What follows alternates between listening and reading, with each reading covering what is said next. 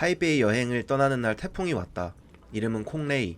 당시 대만에서 2명이 사망하고 500명이 부상을 입었던 강력한 태풍이었다. 11월에 태풍이 올 것이라는 생각은 전혀 하지 못했다. 다행히 출국은 할 수 있었다. 럭키드로우가 꽝이 되는 것을 보고 태풍 피해를 받지 않는 것에 대한 대가라고 생각했다. 점점 태풍 영향권에 들면서 비가 조금씩 내리기 시작했다.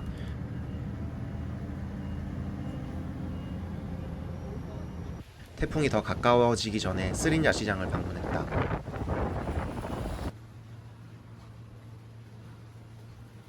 무려 한국 돈 1,200원 정도인 루로우판으로 허기를 먼저 달랬다. 밥의 양은 어린이가 먹기에 적합할 정도로 적었지만 워낙 배가 고파 맛있게 먹었다.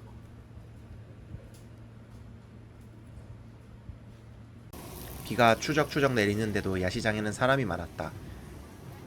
비가 더 쏟아지기 전에 호텔로 돌아가야겠다는 생각이 들었다. 쓰린 야시장에서 꼭 먹어야 하는 지파이를 샀다.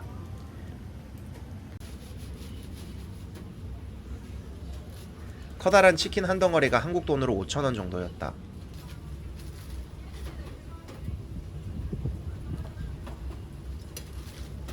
겉은 바삭바삭하고 짭조름한 양념이 겉에 묻어 있었다.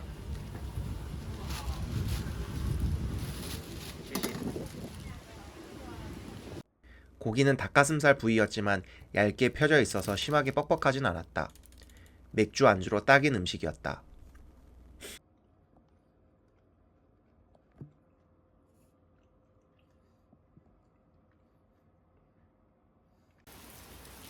태풍이 거의 코앞까지 다가온 아침, 호텔에서 먹을 식량을 구하기 위해 밖으로 나왔다. 비바람이 점점 강해지기 시작했다.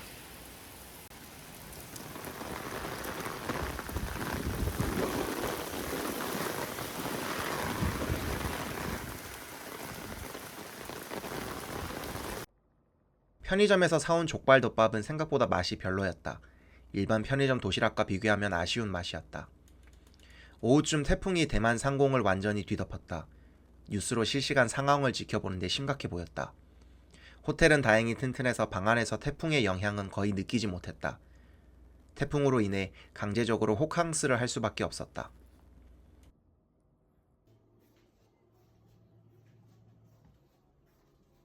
태풍으로 손님들이 외출을 못하자 호텔에서는 재난 구호품 같은 것을 줬다. 여행 중에 이런 경험은 또 처음이었다. 캔에 담긴 땅콩 스프, 팔보죽과 컵라면을 주었다. 팔보죽과 땅콩 스프는 호텔에서 주지 않았다면 평생 먹어보지 못했을 음식이었을 것이다. 캔을 따고 처음 보는 비주얼에 선뜻 숟가락으로 퍼먹지를 못했다. 억지로 한 입을 입에 털어 넣었는데 이게 웬걸, 맛있었다. 팔보죽은 삼삼한 단팥죽의 느낌이었고 땅콩 스프는 달달하고 부드러운 땅콩이 정말 맛있었다. 이 맛을 알게 된 이후로 대만에 가면 꼭 땅콩 스프를 사 먹고 있다. 태풍은 다행히 하루 만에 지나갔다. 아침에 호텔을 나서 보니 간판이 넘어지고 큰 나무들이 부서져 있었다. 특히나 대만에는 큰 나무가 많다 보니 부서진 나무들이 많았다.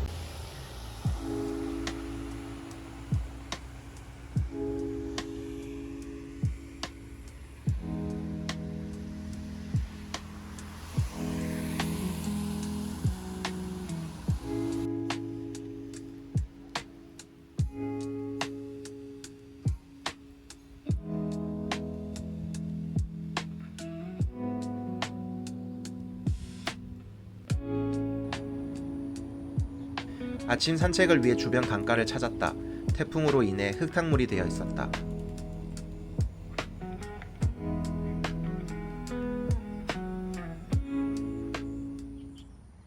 산책을 마치곤 주변 식당에서 아침 식사를 했다.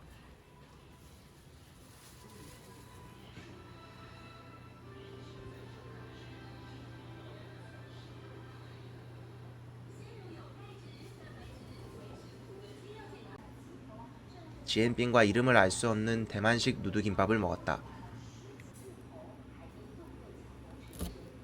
밥 안에 들어있는 갈색 가루는 한자로는 육송, 중국어로는 로우송이라고 부른다. 돼지고기를 삶고 찢어서 말려서 만든 가루인데 밥이나 빵 등에 자주 들어간다. 그런데 내 입맛에 썩 맛있지는 않았다.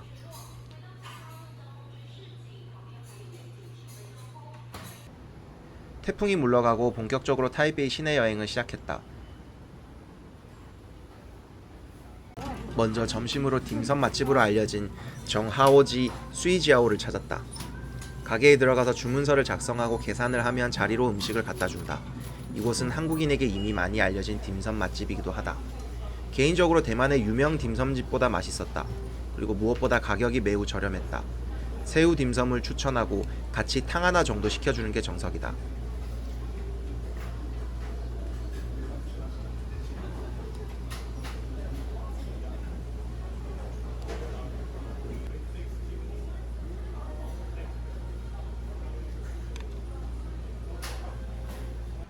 점심을 먹고 난 뒤 타이베이 화산 1914 문화 창의 원구를 방문했다.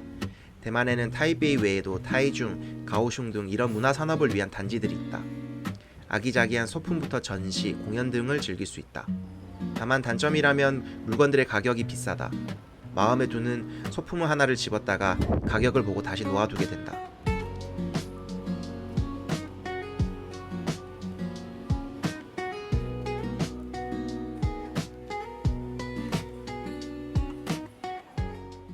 타이베이 여행의 마지막 날 다시 스린 야시장을 찾았다.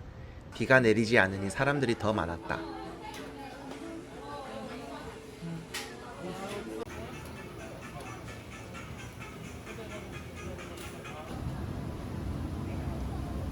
야시장을 구경하다가 사람이 북적이는 철판 요리 노점을 발견했다. 주문한 재료를 그 자리에서 직접 볶아주고 내어주는 방식이었다. 밥은 무한 리필이었다. 익숙하면서도 한국인에겐 호불호 없는 짭조름한 맛이었다.